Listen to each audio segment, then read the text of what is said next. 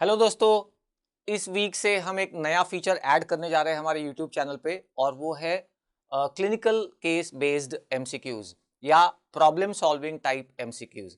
हर हफ्ते एक या दो ऐसे एमसीक्यूज चूज करेंगे और उसके ऊपर एक शॉर्ट डिस्कशन होगा, क्योंकि आपको पता ही है कि हम ज़्यादा और ज़्यादा मूव करते जा रहे हैं towards such MCQs, whether it is next exam और नीट पीजी एग्जाम या कोई भी एंट्रेंस एग्जाम हो।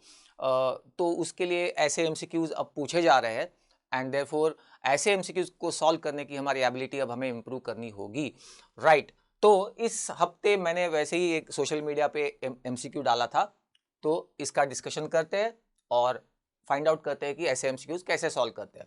तो a patient was recovering from illness and advised eating of fruits and green leafy vegetables.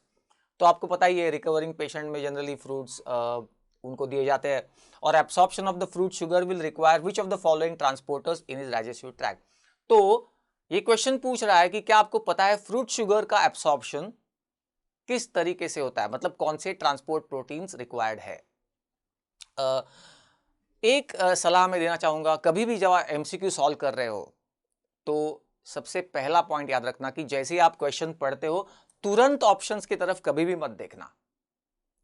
मतलब आप रॉन्ग ऑप्शंस को कट आउट करके फिर बाय एक्सक्लूजन आप करेक्ट आंसर पे पहुंचो वगैरह, ये सब तरीके अच्छे नहीं है, मतलब उससे हमेशा आंसर राइट नहीं आता। और इसलिए सबसे बेहतर तरीका यह है कि आप क्वेश्चन पढ़ो, ऑप्शंस देखो ही मत, अपने दिमाग में पहले आंसर लाने की कोशिश करो। एक आंसर आया, डेफिनेटिव आंसर, उसके बाद आप ऑप्शंस देखना शुरू करो। हो सकता है कि वही सेम ऑप्शन आपके ऑप्शंस में दिया गया हो, तो फिर तो बात आसान हो गई, वही तो करेक्ट आंसर होगा, फिर उसे टिक कर दो। मोस्ट लाइकली 99.99% वो आंसर करेक्ट होता है। खैर एनीवेज, चलिए इस क्वेश्चन का आंसर ढूंढने की कोशिश करते हैं। मैं पहले आपको ग्लूकोज एब्सॉर्प्शन के बारे में कुछ बताना चाहूंगा, उसके बाद फ्रक्टोज एब्सॉर्प्शन, क्योंकि दोनों ही मोनोसैकेराइड्स है। तो क्या उन दोनों का एब्सॉर्प्शन सेम है या कुछ डिफरेंट है, ये हम देखेंगे अभी। तो चलिए ग्लूकोज के एब्सॉर्प्शन से स्टार्ट करते हैं। ये आपका डाइजेस्टिव ट्रैक्ट है, इसका ल्यूमेन है जहां पे आपका खाया हुआ ग्लूकोज और फ्रक्टोज आ चुका है, अब इसको एब्सॉर्ब होना है। डाइजेस्टिव ट्रैक्ट को लाइन करने वाली सेल्स होती है, लाइनिंग सेल्स, ठीक है। तो ये लाइनिंग सेल्स हो गई। अब जब इस ग्लूकोज या फ्रुक्टोज को एब्सॉर्ब होना है इनटू द ब्लड स्ट्रीम, इनको इस सेल को क्रॉस करना है, और इस सेल को क्रॉस करना है मतलब इनको दो मेम्ब्रेन्स क्रॉस करनी पड़ेंगी। देखिए डायग्राम में यहां पे ब्लड वेसल है, चलिए ब्लड वेसल को लाल कलर में दिखाते हैं। यहां पे ब्लड वेसल है, यहाँ पे ल्यूमेन है जिसमें आपका ग्लूकोज या फ्रक्टोज है। मैं ग्लूकोज पहले बताऊंगा, फिर हम एमसीक्यू देखेंगे फ्रुक्टोज, फ्रूट शुगर। तो इनको एब्सॉर्ब होने के लिए इस सेल को क्रॉस करना है और ब्लड वेसल तक पहुंचना है, ब्लड तक पहुंचना है, ब्लड स्ट्रीम तक जाना है। तो इनको दो मेम्ब्रेन्स क्रॉस करनी है, ल्यूमेन से सेल के अंदर जाना है और फिर सेल के अंदर से बाहर निकल के ब्लड वेसल में पहुंचना है, ठीक। इसका मतलब इसको दो ट्रांसपोर्ट प्रोटीन्स लगेंगे, बराबर, क्योंकि दो मेम्ब्रेन्स क्रॉस करनी है तो दो ट्रांसपोर्ट प्रोटीन्स लगेंगे, सीधी सी बात है, राइट। अच्छा, तो पहला पॉइंट ये है कि ये जो मेम्ब्रेन जो फेसिंग द ल्यूमेन है ना, इसे कहते हैं अपाइकल मेम्ब्रेन, और जो membrane facing the blood vessel है ना, इस तरफ की ऑपोजिट साइड की, उसे कहते हैं बेसोलैटरल मेम्ब्रेन, ठीक है। तो पहली बात याद कर लिया आपने, apical membrane facing the lumen, basolateral membrane facing the blood vessel. तो इसको किसी भी न्यूट्रिएंट को ये दो मेम्ब्रेन्स क्रॉस करके ब्लड तक पहुंचना होता है, that is called as absorption of the nutrient. चलिए दूसरा एक अहम पॉइंट जो मैं बताना चाह रहा हूं, ये आपको आज से लेके जिंदगी भर याद रखना है। पॉइंट क्या है? ग्लूकोज को अगर किसी भी सेल से बाहर आना हो तो उसके लिए एक ही ट्रांसपोर्ट प्रोटीन है और वो है GLUT2। GLUT2, मैं होप करता हूं कि आपने ये ट्रांसपोर्टर्स पढ़े हैं। GLUT2 is a glucose transporter type 2 ये एक फैसिलिटेटेड डिफ्यूजन करवाने वाला ट्रांसपोर्टर है, वो ग्लूकोज को हाई टू लो कॉन्सेंट्रेशन ले जाता है। फैसिलिटेटेड डिफ्यूजन मतलब कि हाई टू लो। तो जैसे कोई और जगह का एग्जांपल देता हूं और फिर हम देखेंगे डाइजेस्टिव ट्रैक्ट। आपने सुना होगा कि मसल, स्केलेटल मसल या लिवर, इन सेल्स के अंदर ग्लूकोज स्टोर्ड होता है in the form of glycogen. Glycogen क्या है? ग्लूकोज का पॉलीमर है। Glucose glucose glucose glucose glucose ऐसा पॉलीमराइज हो गया वो ग्लाइकोजन। तो जब भी हमें ब्लड में ग्लूकोज ज्यादा चाहिए तो क्या होता है, ये लिवर या मसल सेल का जो ग्लाइकोजन है, स्टोर्ड फॉर्म ऑफ ग्लूकोज, उसे ब्रेक डाउन किया जाता है, उससे बनता है ग्लूकोज इनसाइड द सेल, और फिर वो सेल को छोड़ के, सेल से बाहर निकल के ब्लड वेसल में आ जाता है, ब्लड की ग्लूकोज बढ़ती है। तो आपको पता है अब कि जब भी ग्लूकोज कोई भी सेल को लीव करता है, देखिए मैं क्यों बार बार कह रहा हूं, क्योंकि हमने हमेशा पढ़ा है कि glucose has to enter the cell ना, कहीं से भी ग्लूकोज सेल में एंटर करता है और फिर उसका मेटाबॉलिज्म होता है, उससे एनर्जी बनती है, एटीपीज बनती है, वो तो ठीक है नॉर्मल, लेकिन कुछ जगह पे या कुछ इंस्टेंसेस में ग्लूकोज को सेल्स के बाहर भी आना पड़ता है, जैसे कि यहां पे। तो अगर उसे सेल से बाहर आना है तो वो कौन सा ट्रांसपोर्टर यूज करेगा? मैंने अभी बताया ना आपको, GLUT2। वो हाई टू लो जा रहा है तो हमेशा वो GLUT2 ही यूज करेगा।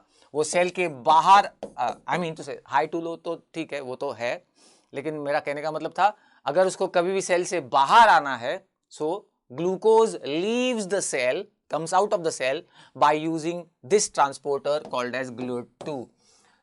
This is the facilitated diffusion of glucose when it comes out of the cell, any cell. तो ये तो हो गई लिवर और मसल सेल। अब यहां देखते हैं,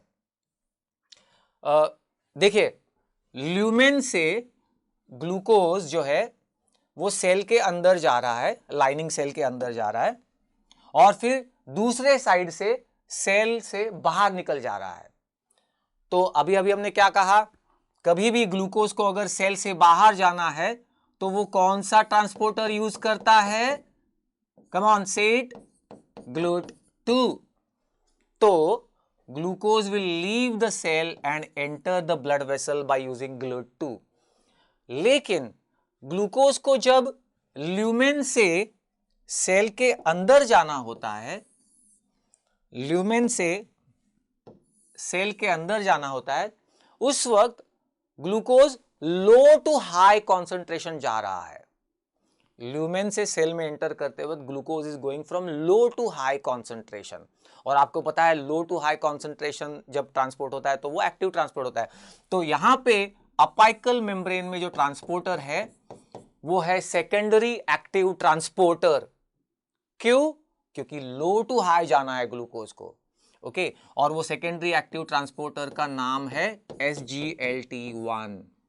तो मैंने कई बार ये क्वेश्चन पूछा है, देखा है अलग अलग एग्जाम्स में, कि एक बंदे को ORS दिया, उसमें ग्लूकोज था, तो वो ग्लूकोज का एब्सॉर्प्शन कैसे होगा फ्रॉम द डाइजेस्टिव ट्रैक्ट? तो उसको दो ट्रांसपोर्टर्स लगेंगे, SGLT1 जिससे ग्लूकोज ल्यूमेन से सेल के अंदर जाएगा, low to high secondary active transport, और फिर सेल से बाहर निकलते वक्त वो हाई टू लो जा रहा है, इसलिए वो यूज करेगा फैसिलिटेटेड डिफ्यूजन का, और उसका ट्रांसपोर्टर है GLUT2। So SGLT1 and GLUT2, ये दो ट्रांसपोर्ट प्रोटीन्स का इस्तेमाल करके ग्लूकोज एब्सॉर्ब हो जाएगा। अब आते हैं अपने एमसीक्यू की तरफ। फ्रुक्टोज का मूवमेंट थोड़ा अलग है, तो गौर से सुनना इस बात को। फ्रुक्टोज द फ्रूट शुगर जो है वो ग्लूकोज के ही ट्रांसपोर्ट प्रोटीन्स यूज करता है। पहली बात, ग्लूकोज के ही ट्रांसपोर्ट प्रोटीन्स फ्रुक्टोज भी यूज करता है। आफ्टर ऑल दोनों ही मोनोसैकेराइड्स है, भाई भाई है, तो ये अपना दूसरे का ट्रांसपोर्टर यूज कर रहा है। तो बेसोलैटरल मेम्ब्रेन से अगर उसको मूव आउट करके सेल से बाहर जाके ब्लड में जाना हो तो उसके लिए तो एक ही ट्रांसपोर्टर है, ग्लूकोज हो चाहे फ्रक्टोज। फ्रक्टोज तो ग्लूकोज के ट्रांसपोर्टर यूज कर रहा है, तो उसका ट्रांसपोर्टर है GLUT2। ओके, तो fructose leaving this lining cell and entering the blood vessel will use GLUT2। लेकिन ल्यूमेन से, डाइजेस्टिव ट्रैक्ट के ल्यूमेन से सेल के अंदर जाना हो तो ये कौन सा ट्रांसपोर्ट प्रोटीन यूज करता है? वो यूज करता है GLUT5। एफ ऐसे याद रखो, GLUT5 fructose transport, GLUT5 fructose transport. तो कुछ चीजें आपको यहां गौर करनी पड़ेंगी कि फ्रुक्टोज का एब्सॉर्प्शन ग्लूकोज के एब्सॉर्प्शन से डिफरेंट कैसे है। देखो, ग्लूकोज जब मूव कर रहा था तो low to high and high to low ऐसे मूव किया है, यानी ल्यूमेन से सेल के अंदर जाते हुए वो लो टू हाई कॉन्सेंट्रेशन जा रहा था, तो उसने SGLT1 ये सेकेंडरी एक्टिव ट्रांसपोर्टर यूज किया। और फिर सेल से निकल के ब्लड वेसल में जाते हुए तो हाई टू लो जा रहा है, तो वो फैसिलिटेटेड डिफ्यूजन का कैरियर GLUT2 यूज कर रहा है। फ्रक्टोज जो है वो सेल के अंदर पहले से कम है, गौर करना इस बात को, सेल के अंदर फ्रक्टोज कम है। और उसकी वजह यह है कि फ्रुक्टोज का मेटाबॉलिज्म ना कुछ खास स्पेसिफिक सेल्स करती है, जैसे लिवर सेल हो गई, और उसका मेटाबॉलिज्म या मेटाबॉलिक पाथवे ग्लूकोज से डिफरेंट है। तो इस बात को समझना होगा कि फ्रुक्टोज सेल के अंदर कम है, एंड देयरफॉर फ्रुक्टोज जब ल्यूमेन से सेल के अंदर जा रहा है तो वो हाई टू लो कॉन्सेंट्रेशन ही जा रहा है। गौर करें इस बात को, हाउ ग्लूकोज से ये डिफरेंट है।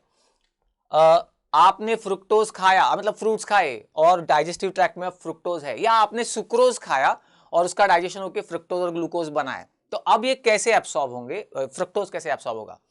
क्योंकि आपने फ्रुक्टोज खाया है तो ल्यूमेन में फ्रुक्टोज ज्यादा है और सेल के अंदर कम है, तो वो हाई टू लो जाएगा एंड एंटर करेगा सेल में, और उसके लिए ट्रांसपोर्टर है GLUT5।